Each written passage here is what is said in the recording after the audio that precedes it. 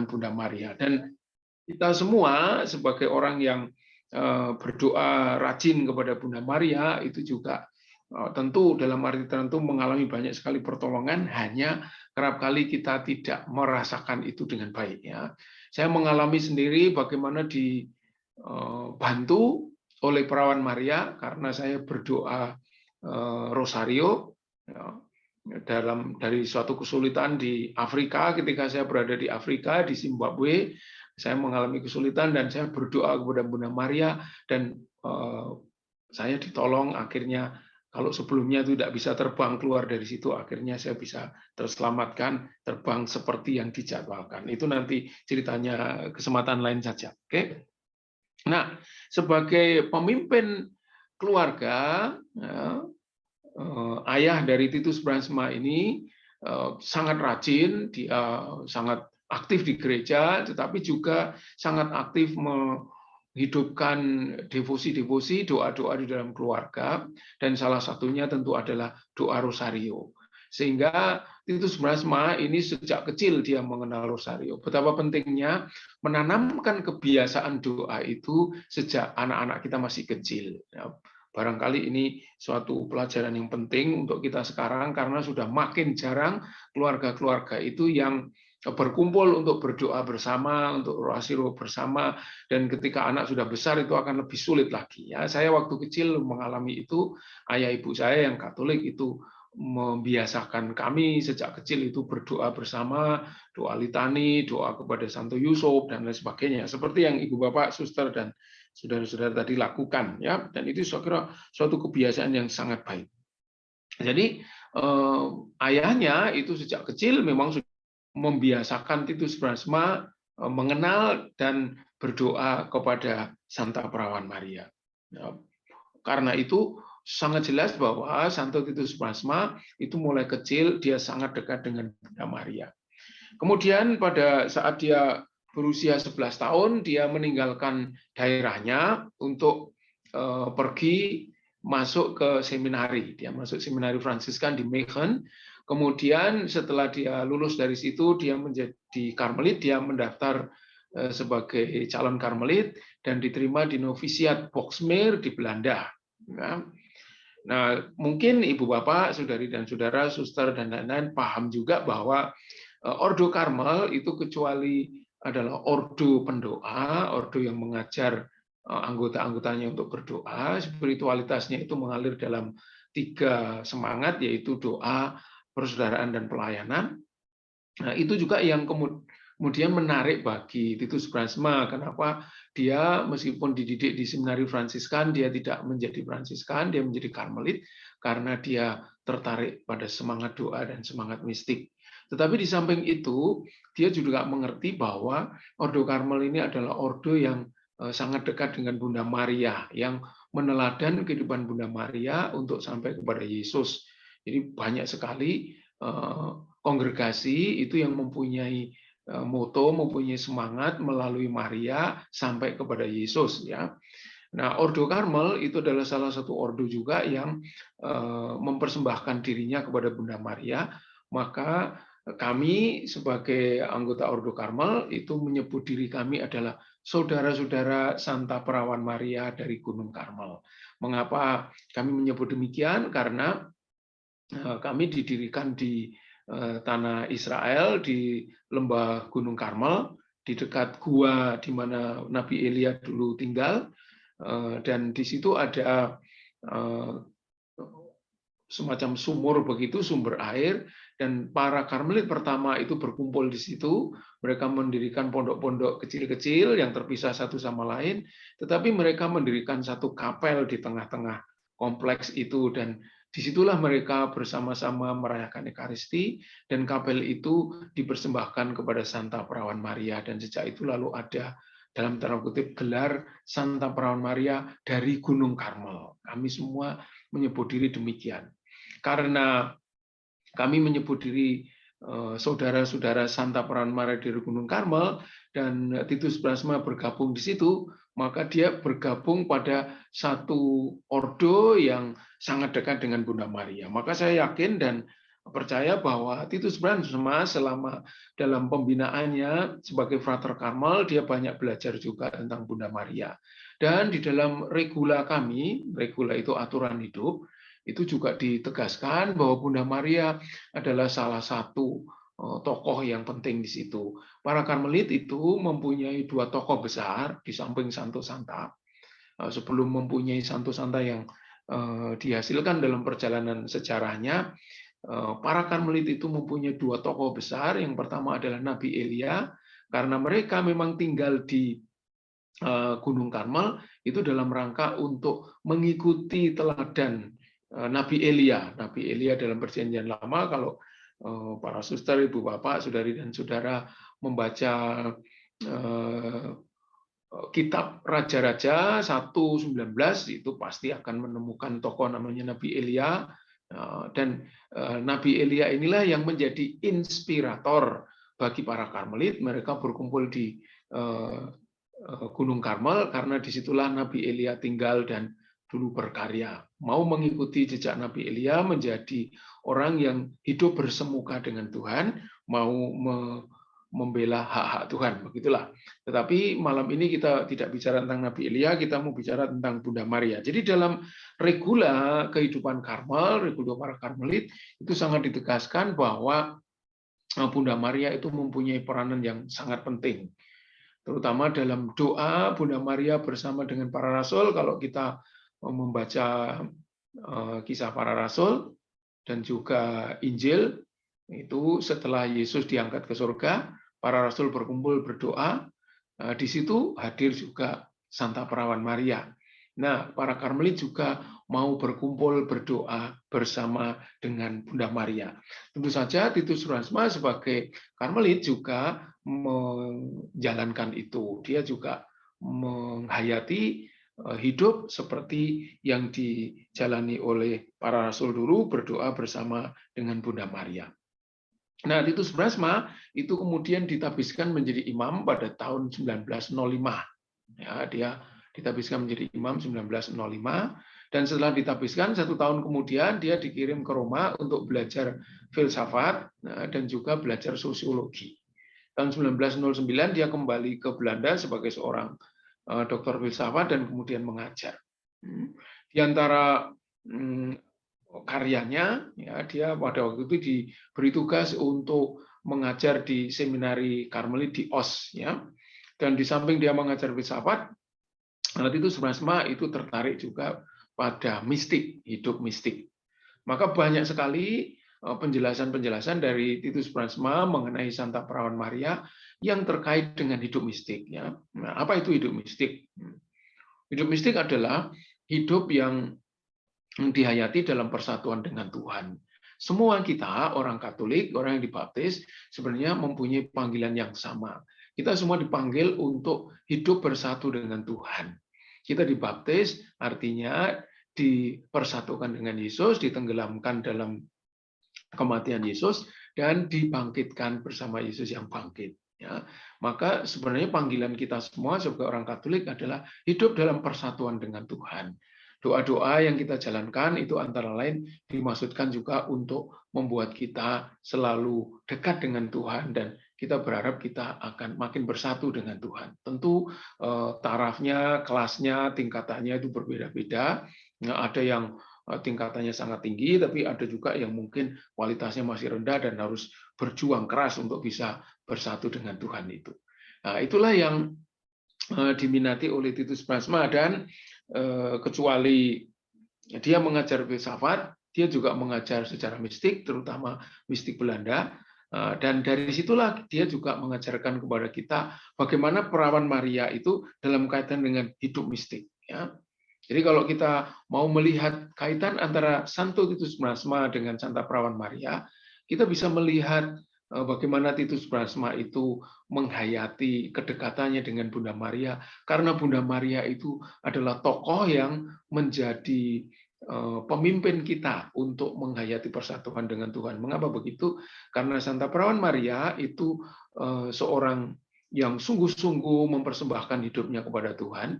Dia mempersatukan hidupnya dengan Tuhan, dan kalau kita baca Injil Lukas, di mana Santa Prawan Maria mendapat penampakan dari malaikat Gabriel, itu dia mengatakan, aku ini hamba Tuhan, terjadilah padaku menurut kehendak-Mu, seturut perkataanmu. Ya, dalam Lukas 1:38 itu dia mengatakan itu. Di situ dia menunjukkan bahwa hidupnya itu benar-benar dipersembahkan kepada Tuhan, dia menghayati hidupnya dalam persatuan dengan Tuhan. Maka dia menjadi guru mistik, ya, guru mistik.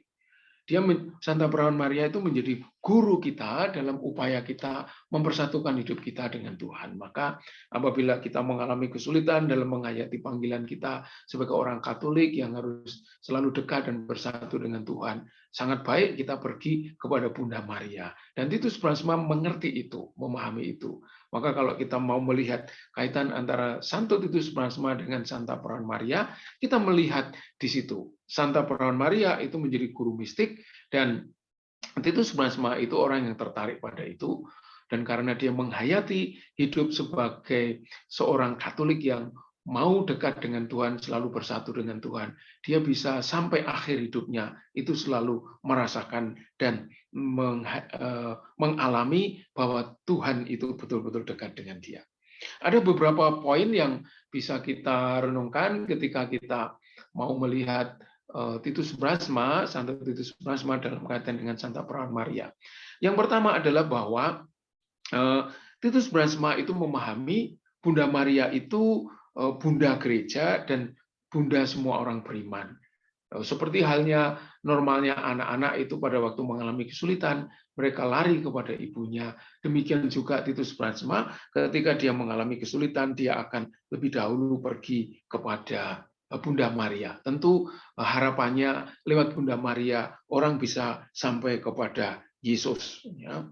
Dan kita semua bisa belajar dari teladan Bunda Maria. Dan apabila kita mengikuti teladan Bunda Maria, niscaya kita juga akan sampai kepada Yesus. Maka Santo Titus Brasma itu mengajarkan kepada kita supaya kita mengikuti Yesus dengan mengacu, ya, dengan melihat, dengan meneladan Bunda Maria. Itu butir yang pertama yang kita bisa catat untuk melihat bagaimana kaitan antara Santa Prawan Maria dengan Santo Titus Brasma.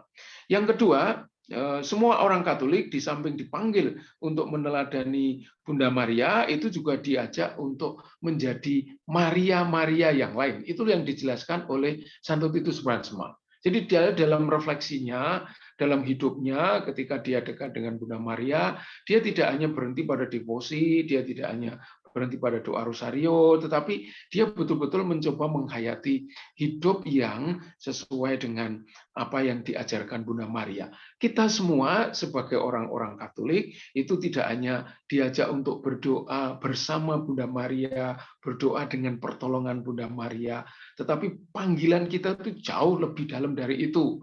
Panggilan kita adalah menjadi Maria-Maria yang lain. Ya, kecuali kita sebagai orang Kristen, sebagai orang Katolik itu diajak menjadi Kristus-Kristus yang lain, alter Kristus, kita semua diajak untuk menjadi Maria-Maria yang lain. Maka kita semua mesti hidup bersama dengan Bunda Maria, di dalam Bunda Maria, melalui Bunda Maria, dan untuk Bunda Maria. Mungkin itu untuk orang Kristen yang non-Katolik ini agak sensitif sedikit ya, tetapi kita perlu meyakini ini dengan baik.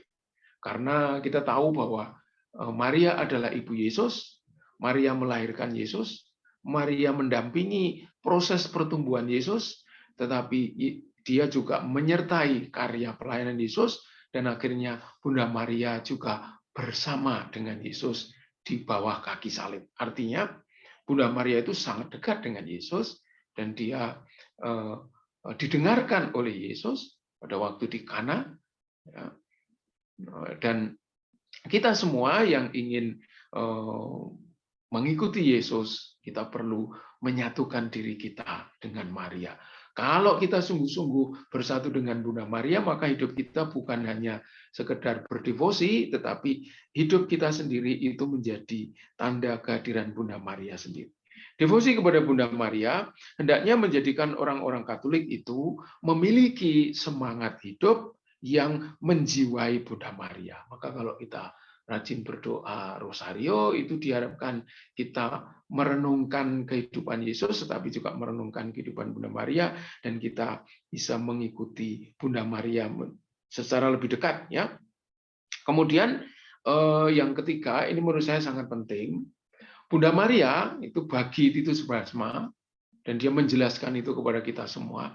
Bunda Maria itu adalah seorang pribadi yang mencapai tingkat kesempurnaan sangat tinggi, bahkan kesempurnaan tertinggi di antara manusia-manusia lain di samping Yesus, ya. Dan apa yang dicapai oleh Bunda Maria itu dicapai melalui rahmat, ya, dari Tuhan.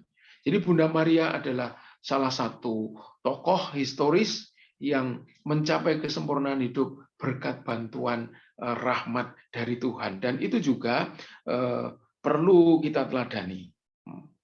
Seperti Bunda Maria menjadi ibu yang mengandung Yesus, demikian pula semua orang Katolik itu dipanggil untuk menjadi orang yang seperti Bunda Maria, ya, membawa Yesus di dalam dirinya, membesarkan Yesus, ya, bukan membesarkan dirinya sendiri, ya, dan ikut mewartakan Yesus. Maka kita sebagai orang Katolik itu diajak untuk meneladani Bunda Maria yang berkat rahmat dari Tuhan itu mencapai kesempurnaan yang tertinggi. Kita semua sebagai orang Katolik dipanggil untuk mencapai kesempurnaan, ya, untuk menjadi manusia yang sempurna seperti Tuhan. Yang kita baca di dalam Injil Matius 5 ayat 48, hendaklah kalian menjadi sempurna seperti Bapamu yang di surga sempurna adanya. Dan di dalam proses menjadi sempurna itu, kita bisa meneladan Bunda Maria, kita bisa belajar dari Bunda Maria. Itu yang ketiga.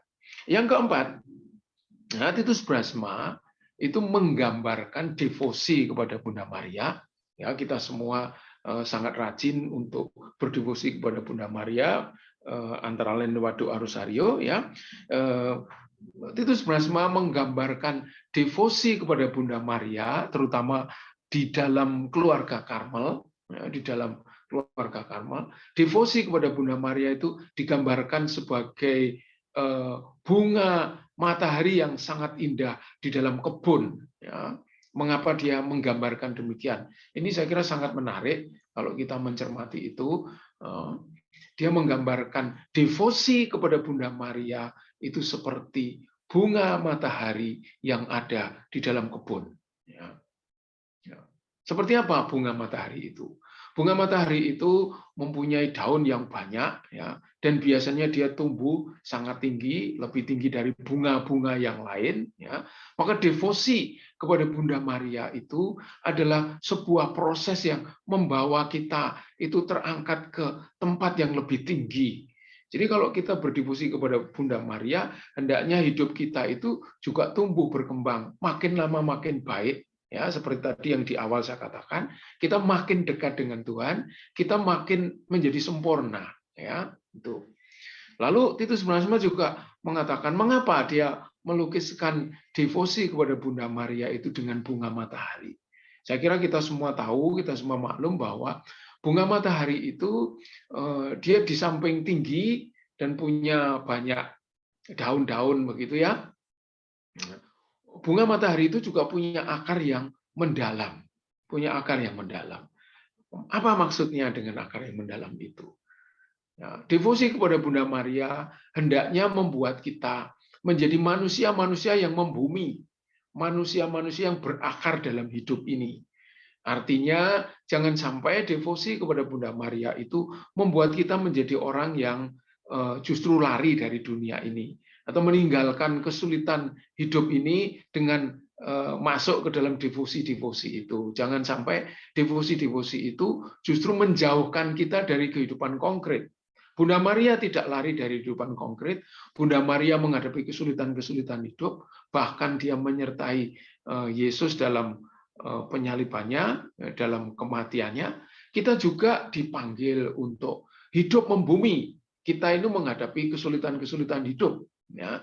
Maka kita diajak untuk menghayati dan menghadapi kesulitan-kesulitan hidup itu dengan semangat yang kita timba dari devosi kepada Bunda Maria. Wah, ini menarik sekali, ya. Kemudian hal lain, kalau kita melihat bunga matahari itu adalah bunga yang selalu mengarahkan dirinya ke sinar matahari. Dari mana sinar matahari itu datang, ke situlah dia mengarahkan wajahnya, katakan begitu ya. Dia mengambil sinar matahari itu untuk hidupnya. Devosi kepada Bunda Maria hendaknya juga membuat kita itu selalu mengarahkan diri kita kepada matahari kehidupan, yaitu Tuhan Allah sendiri.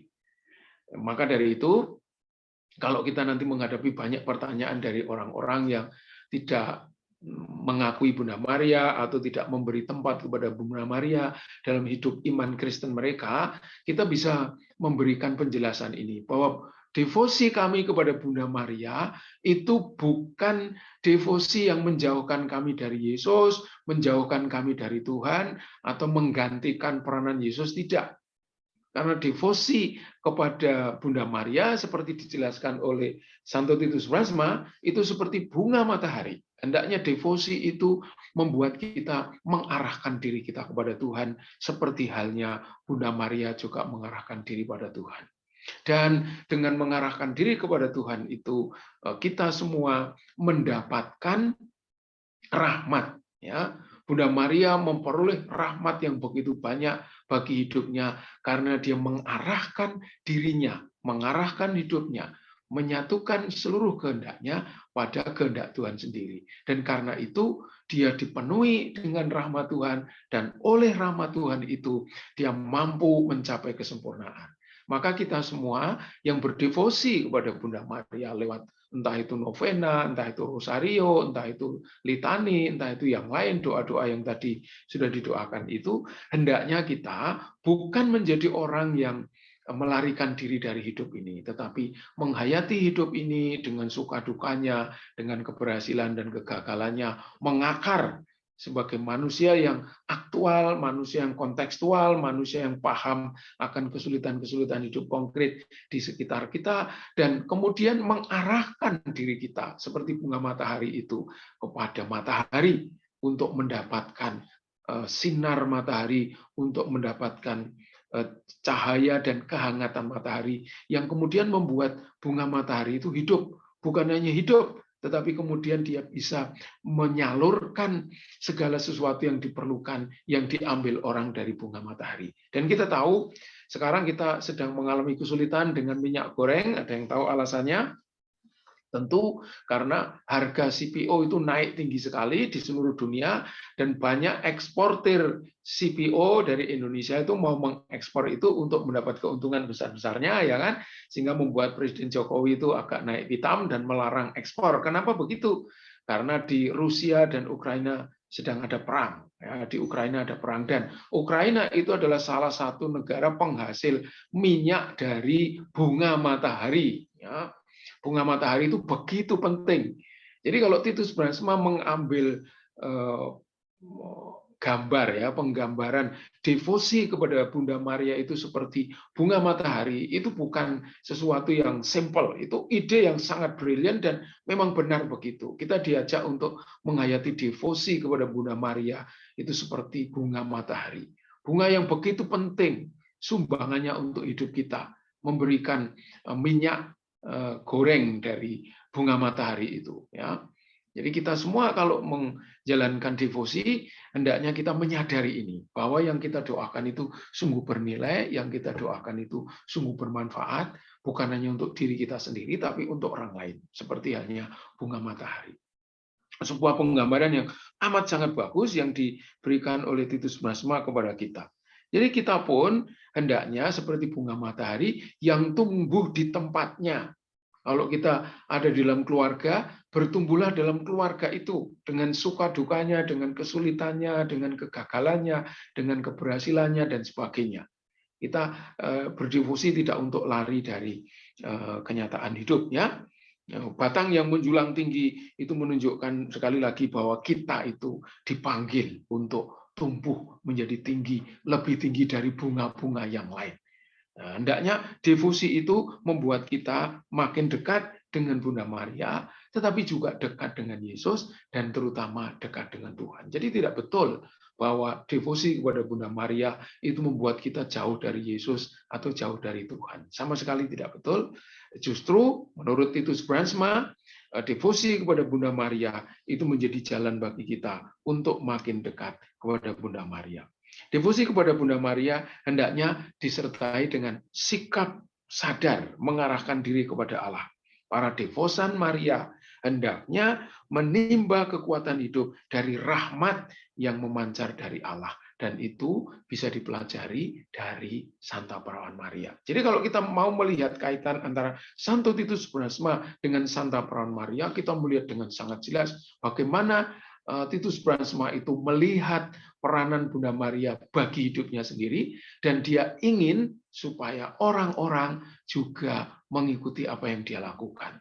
Berdevosi kepada Bunda Maria bukan hanya sebagai kebiasaan rutin begitu, tetapi sebagai sesuatu yang betul-betul mendalam dan berpengaruh dalam hidup. Ada satu yang perlu saya sebut juga di sini, bagaimana Titus Brandsma, Santo Titus Brandsma itu berdoa rosario. Tadi sudah saya katakan sejak kecil dia berdoa rosario di dalam keluarganya. Tentu di dalam Karmel dia juga berdoa rosario. Tapi bukan hanya pada waktu dia dalam proses dibentuk sebagai Karmelit, tetapi juga setelah dia menjadi Karmelit, Titus Brandsma itu sangat rajin meneladan Bunda Maria, dan dia mencoba merenungkan dan dekat dengan Bunda Maria lewat doa rosario. Ya, dia kecuali tadi memberikan kepada kita pengajaran-pengajaran tentang Bunda Maria, tentang devosi kepada Maria dan sebagainya, dia juga menjalankan itu. Dia menghayati apa yang diajarkan, bahwa Maria itu menjadi tokoh yang membimbing kita untuk bisa dekat dengan Tuhan, untuk bisa bersatu dengan Tuhan, untuk mengalami hidup mistik tadi. Bunda Maria adalah guru mistik bagi Titus Brandsma, dan dia ingin supaya kita semua juga belajar menjadi dekat dengan Tuhan, menyatu dengan Tuhan lewat Bunda Maria. Dan Santo Titus Brandsma itu bukan hanya orang yang pandai menjelaskan konsep-konsep tentang Maria karena dia dokter filsafat dan dia dosen secara mistik, tetapi dia juga menghayati hal-hal yang tampaknya sangat sederhana, yaitu doa rosario. Doa rosario itu menjadi kekuatan bagi dia. Dan apabila dia sedang tidak memegang rosario atau rosario ketinggalan, dia tetap berdoa rosario dengan menggunakan jari-jarinya. Jadi ini semua contoh, sebuah fakta yang bagi kita sangat penting. Jadi kalau kita tidak membawa rosario, jangan lupa tetap berdoa rosario dengan menggunakan jari-jari seperti yang dilakukan oleh Titus Brandsma. Dia sangat rajin berdoa rosario juga. Melalui doa rosario, Titus Brandsma itu mendapatkan banyak sekali kekuatan dalam hidupnya, ya, dalam kesulitannya. Kalau Anda semua membaca tentang Titus Brandsma, saya sebenarnya menulis rangkaian tentang Titus Brandsma ini sekitar 30 tulisan yang sebenarnya mau dimuat di Sesawi.net, tetapi masih baru sampai nomor 5, ya, nomor 6 sampai nomor berikutnya belum dimuat di situ. Di bagian-bagian akhir, kalau orang membaca tentang Titus Brandsma, itu kita akan melihat bagaimana Titus Brandsma itu ditangkap oleh Nazi Jerman, kemudian dimasukkan di dalam penjara, dan di dalam penjara itu dia masih berdoa rosario karena rosario tidak dirampas. Tetapi ketika rosarionya dirampas oleh penjaga-penjaga penjara tahanan Nazi Jerman itu, dia melanjutkan doa rosario dengan menggunakan jari-jarinya. Ini sesuatu yang luar biasa, menunjukkan bagaimana Titus Brandsma itu seperti bunga matahari yang selalu mendarat, yang selalu membumi. Ketika dia berada di dalam penjara, dia menjalani itu semua dengan sukacita, meskipun dia menderita. Dia menjalani dengan sukacita karena dia tidak berhenti doa rosario dan dia selalu dekat dengan Yesus. Itulah kekuatan dia. Dan menarik sekali kalau kita membaca seluruh kisahnya. Terakhir sebelum dia disuntik mati oleh perawat di kamp konsentrasi di Dachau, Jerman, dia memberikan rosarionya kepada perawat itu. Perawat itu kebetulan Katolik, ya. Tapi perawat itu mengatakan, aku sudah lupa doa rosario, aku sudah tidak pernah doa rosario. Tapi Titus Semua tetap memberikan rosarionya itu dengan mengatakan, minimal kamu masih bisa mengatakan, doakanlah kami pada waktu kami mati. Minimal kamu bisa mendoakan itu. Dari situ kelihatan bahwa Titus Semua itu begitu yakin akan kekuatan rosario bagi hidupnya. Ya, kekuatan rosario bagi hidupnya. Sehingga sampai mati pun dia masih, sebelum mati pun dia masih berdoa rosario. Sebelum mati dia menghadiahkan rosario kepada orang lain. Begitu dekatnya Santo Titus Masma dengan Santa Perawan Maria, sehingga dia menunjukkan kepada kita kehidupan yang diwarnai dengan semangat dari Bunda Maria, semangat orang yang menyatukan hidupnya dengan Tuhan sendiri, semangat mistik, dan itu semua adalah panggilan kita semua. Kita dibaptis, disatukan dengan Yesus, agar kita lewat dan bersama Yesus sampai kepada Tuhan, dan kita bisa sampai kepada Yesus bersama dengan Bunda Maria.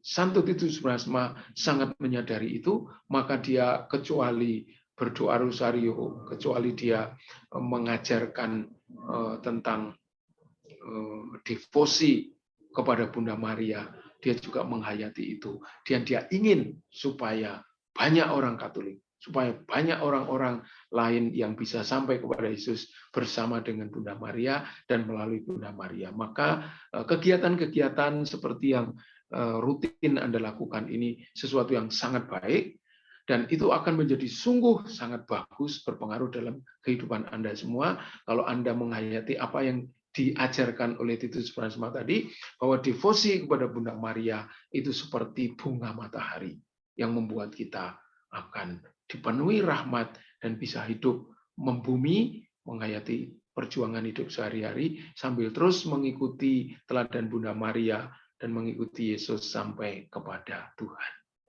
Saya kira itu yang bisa saya sampaikan, Ibu Bapak, Saudari dan Saudara.